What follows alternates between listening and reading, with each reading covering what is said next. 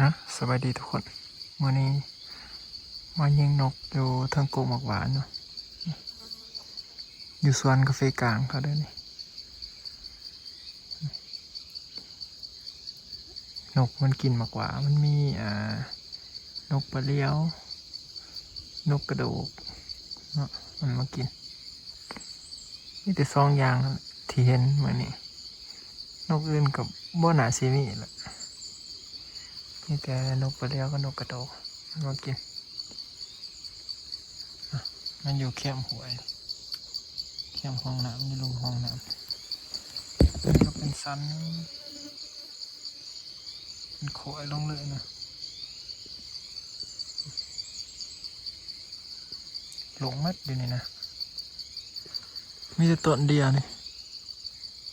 มันกินมันอื่นกับบ่มีเลยกกมาเราบ่หูคือกันให้ยามมาปล่อยนี่ แล้วแถวไกลๆนี่บ่น่ามีแล้วเลย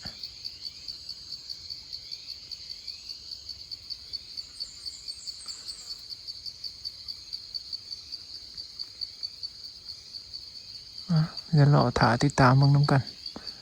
มันสิเขาหรือเปล่าฮันดิเขาเลยต้นนึงนี่นี่ฮันดิสั้นอยู่เดี๋ยวเขาสิเปิดกล่องเล่งให้เบิ่งนะ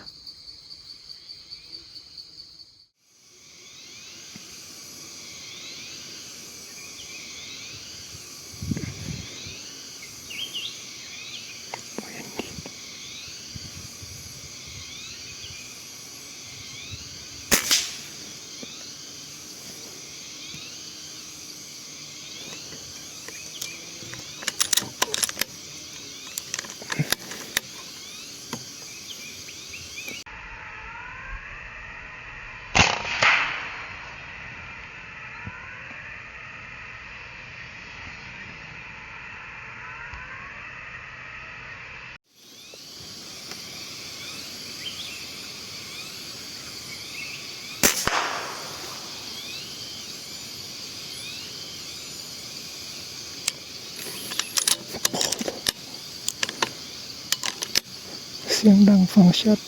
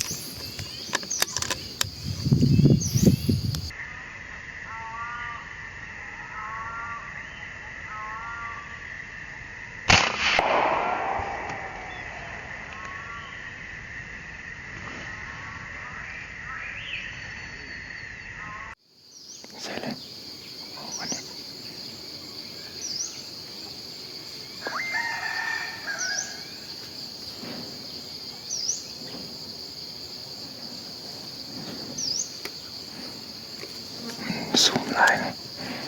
เห็นนกซ้ำอันนี้นกกระโดด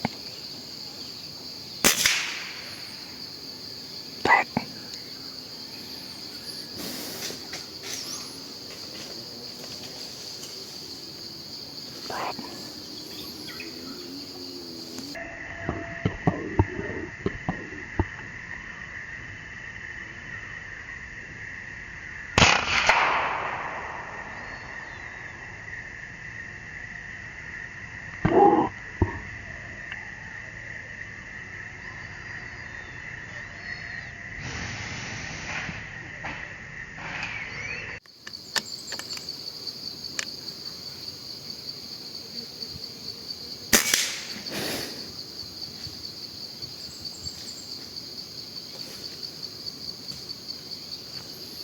วันทับกวน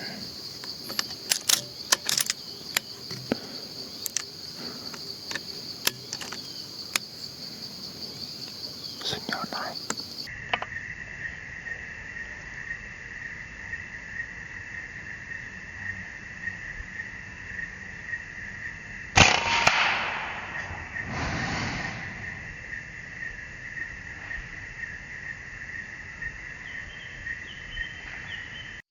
เนาะเอายิงไปเมื่อกี้เนี่ยงั้นเราจะไปเก็บเลยมันมีตัวไก่นะไก่มันสีลักมาตอดนกตัวไก่มันอยู่สวนเขา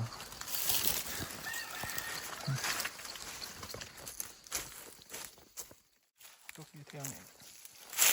นี่กระโดดนี่คือสอง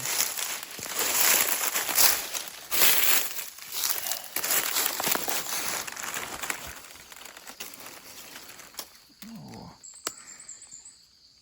จนเละเลยอยากให้เบิ่งทางนี้เอาซะก็ยังอยู่ทางอีกตัวนึง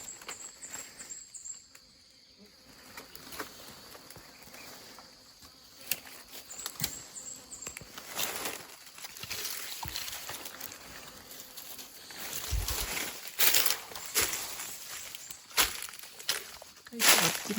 นกข้าวแล้วไม่จักให้เด็ก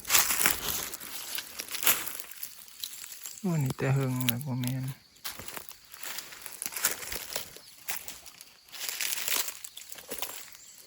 สัวต้องกิใส่โอ้ยเด็กโอเคยังอยู่ถึงคุณสองตัว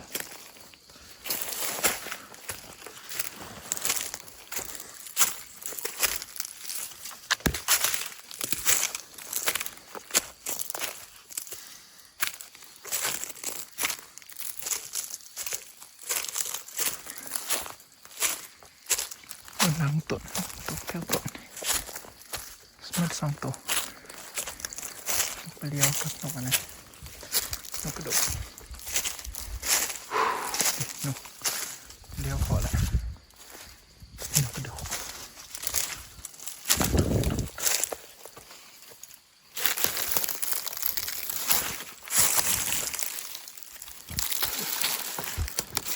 นกกระโดด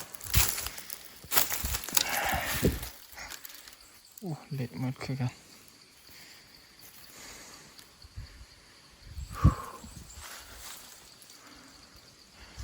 เนาะมันจับอยู่ถึงพอมาละ4 ตัวโอเคสุ่มต่อได้ยินคือมีเสียงมันมาใหม่เด็ดๆมันบินเข้าแล้วตัวนึงนี่มันเข้ากลุ่มนี้ไปฝ้าไปนั่งต่อ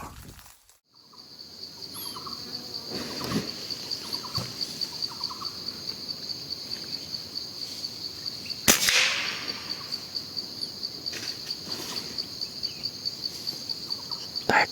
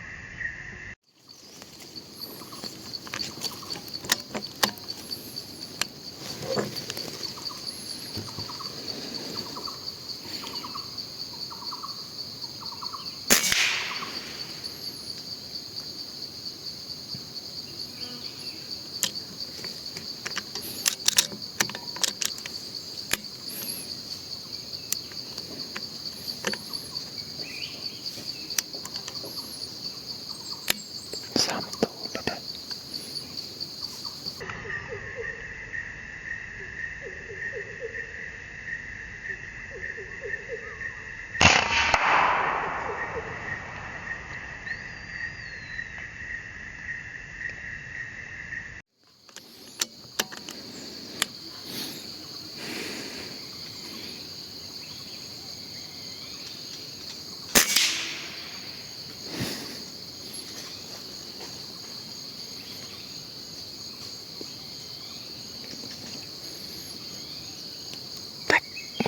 สวยพี่สวย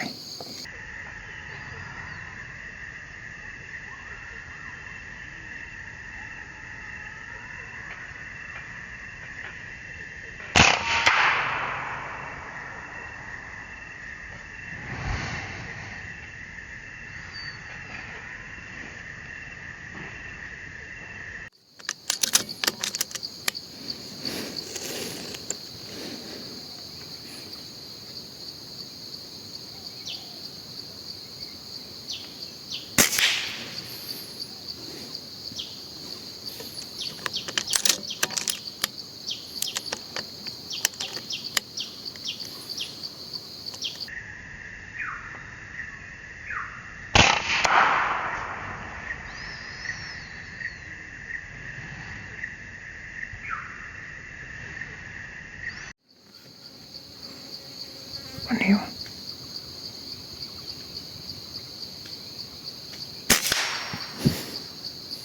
แตก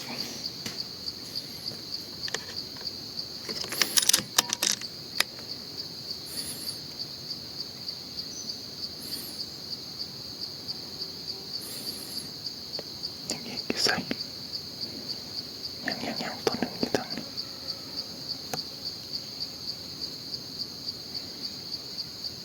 โอ้ยออกมาแล้วเป็นนกนี้มาแล้วโอ้เด็ดนกกระโดดญี่ปุ่น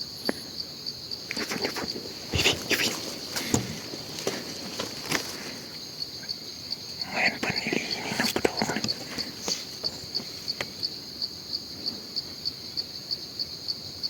เนี่ยเอาเครื่องวัดระยะวัดก่อนจังเม็ด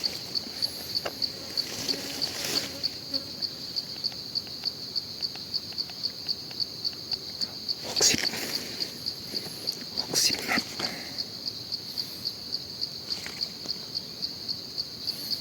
พอตาเป็นยังก่อนเด้อ60 1.3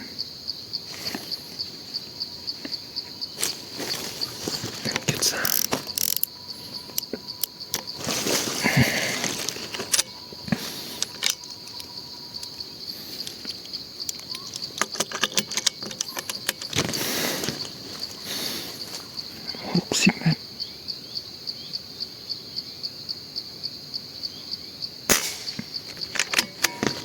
สูงโพด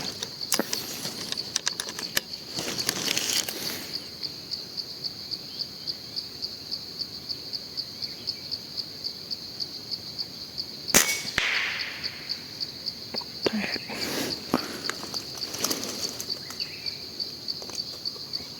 โอเคตกมันกบ 60 เมตรนกกระโดก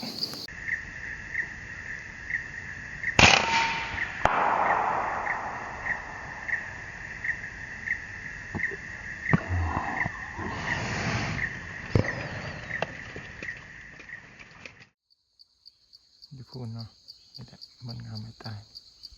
50 ปลาย 60นี่แหละนี่สิวัดให้บ้างเดี๋ยวเห็นไหมมันบ่มีเครื่องจับนะเดี๋ยว59 เมตร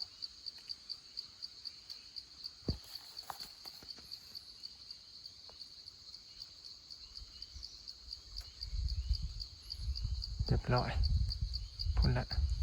จะน้อยสิลงไปเก็บ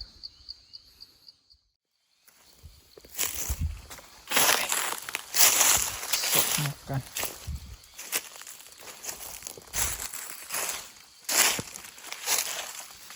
ตกใส่เดือละโบอยากจือบันไดเลยนะ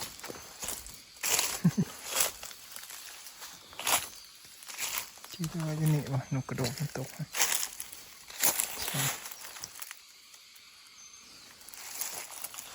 ตกแล้วมันลงลงถึง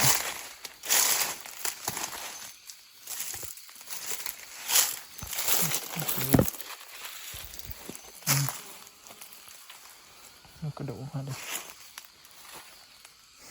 โอ้ยอยู่ฟรีโอ้โหปีกจนออกเลย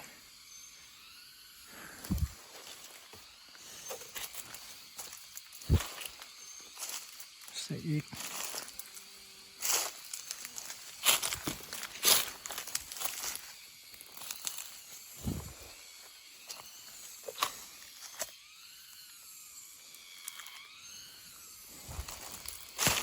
เรียบบอลอะไรวันนี้วันนี้ยังลายปัญหาวันนี้อยู่ทางนี้กันเนาะอันนี้มาจากนี่แหละ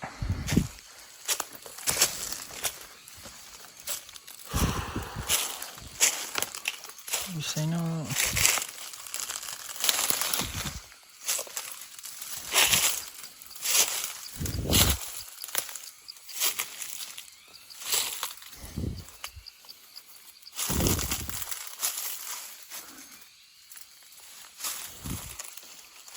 ตกใส่โอ้ยอยู่พี่อยู่พี่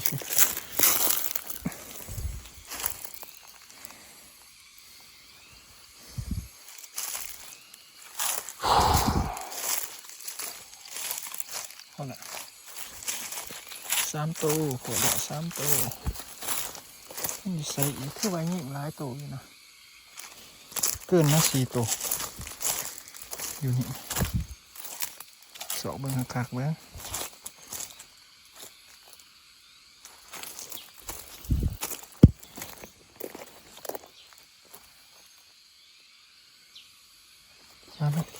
มันเก่าเสร็จต่อ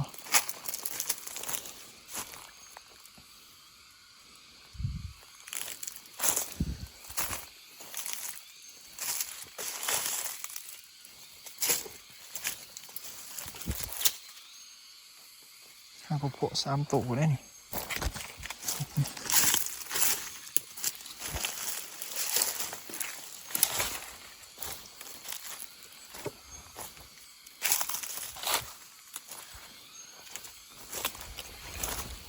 เก็บตัวยืนนกกระโดด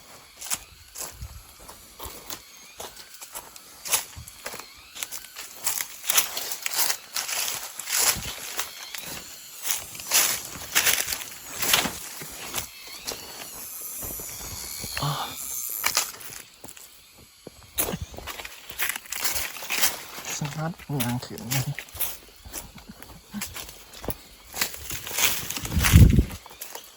10 นัดก็300เนี่ยแล้วสิงานขึ้นหอน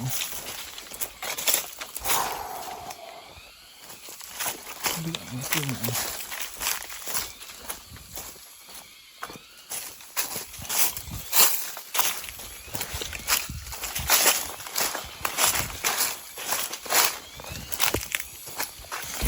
ที่มันตกบนตัว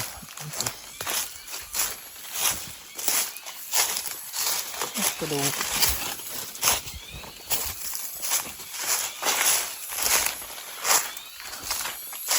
จุกหนามไม่จัก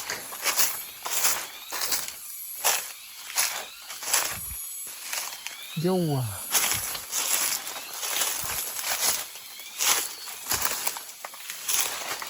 เซลว่ะ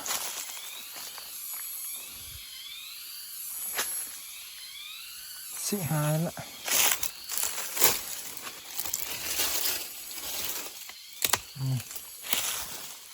นกกระสอบกันเลย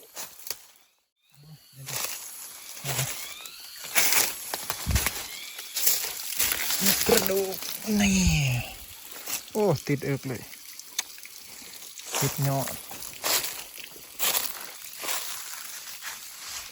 เนาะถึงคนอู้นจะถึงคนนะมาอยู่นี่ฮะมีแต่ไปสุ่มต่อมันสนับยางขึ้นแล้วนี่นะฮะเอายางขึ้นก่อน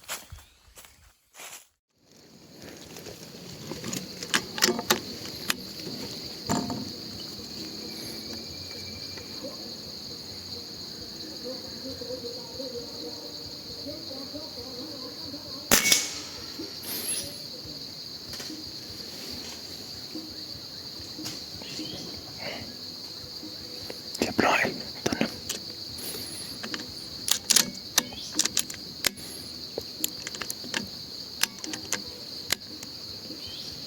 ถือปีกถือยังมันถือพอดีเป็นไงมันบัง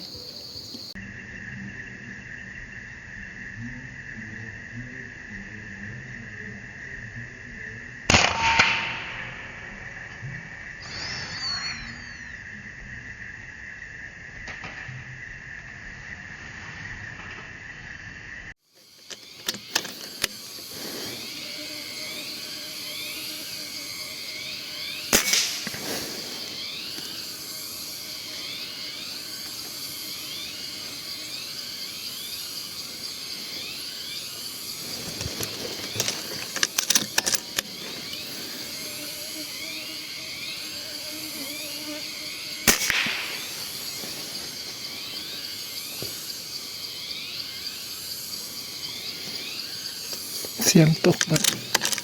เบอเกินนะเสียงตกมัน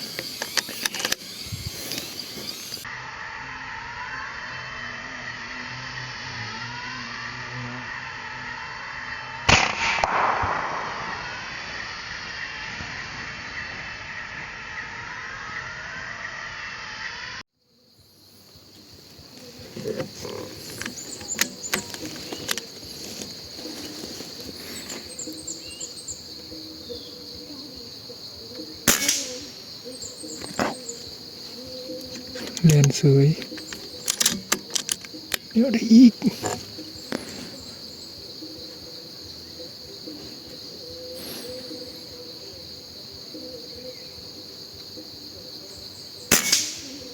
หัวแตก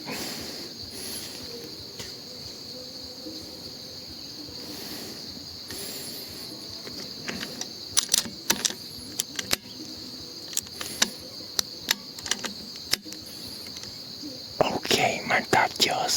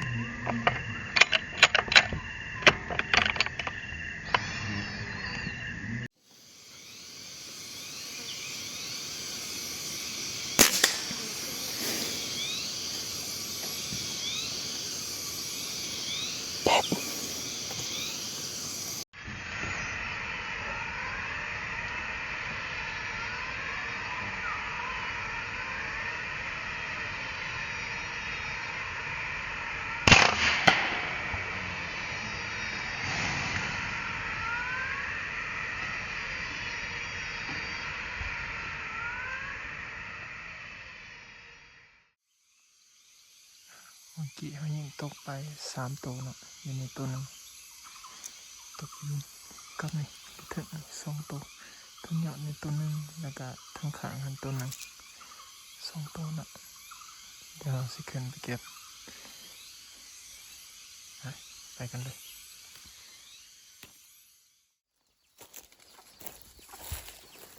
ไปทุกคนตัวหนึงไป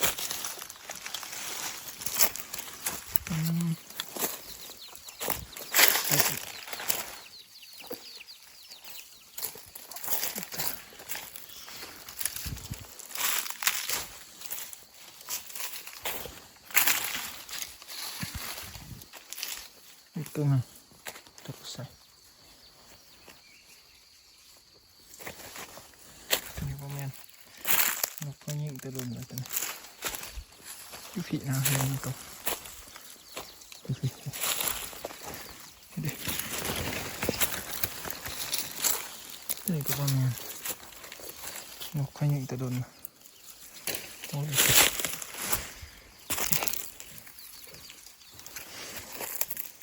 ครบ4 ตัวไปค่ะอันนี้ซ้ำนี่ก็ยัง4-5บ่พอป่ะนี่ตัวหนึ่งเปลี่ยนปันนี้4-5บ่พอบ่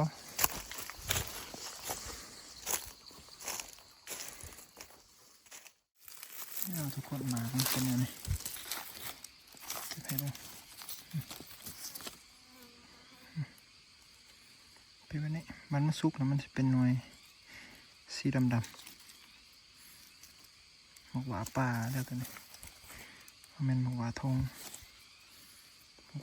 กระตางหมกหวาป่ากระตางนี่มามันเป็นยังไง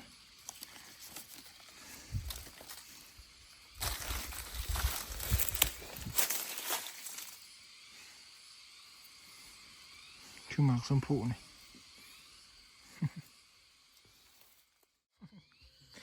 ยิงนกหน้าใดก่อนไม่จะเปิดเพลงให้ฟังนะ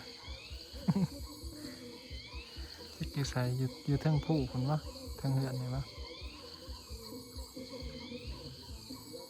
ทั้งเทียงเลยวะยิงนกแนวใดก่อนได้ฟังเพลงแล้วมึงเอาเลยเนี่ยนี่ นกกับว่าเขาแล้ววันนี้มีคนเปิดเพลงให้ฟังนะ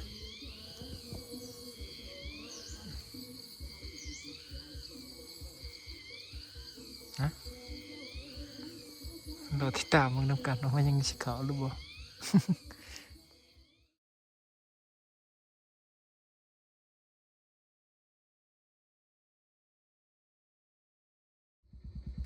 สิมารีวิวหอยตามคำขอเด้อสำหรับคนถามว่าใส่กล่องยังนี่ใส่กล่องเวทฮันเตอร์เด้อแรกนี่บล็อกทู16 แวนเปิดแฟกเตอร์ส่วนสปริงยังต่างๆมันอัปเกรดเต็มทีแล้วอัปเกรดหมดแต่ก็เหล้านี่เป็นเหล้าบ่มียี่ห้อเนาะ บ่ฮู้สิบอกคือกันแต่ว่าเป็น12 เกียวเป็นเกียวนุ่นได้บ่แม่นเกียวแปรทั้งนี่0.7 บ่ซีเมนต์ 0.7 ส่วนลูกซิงิก็แม่นนี่โอ้มือเปื่อนแห้งขนาดใส่เบิ่งลูกซะลูกสลักเด้อสวิตเกนตัวนี้นะใส่วันนี้มาสวยเลยได้นก20 ปลายโตพอได้กินแรงเขาจะเปิดเพลงสนั่นอยู่นกยังเขากินเนาะนะแล้วพอการคลิปหนาได้สำหรับคลิปนี้มันตัดจอส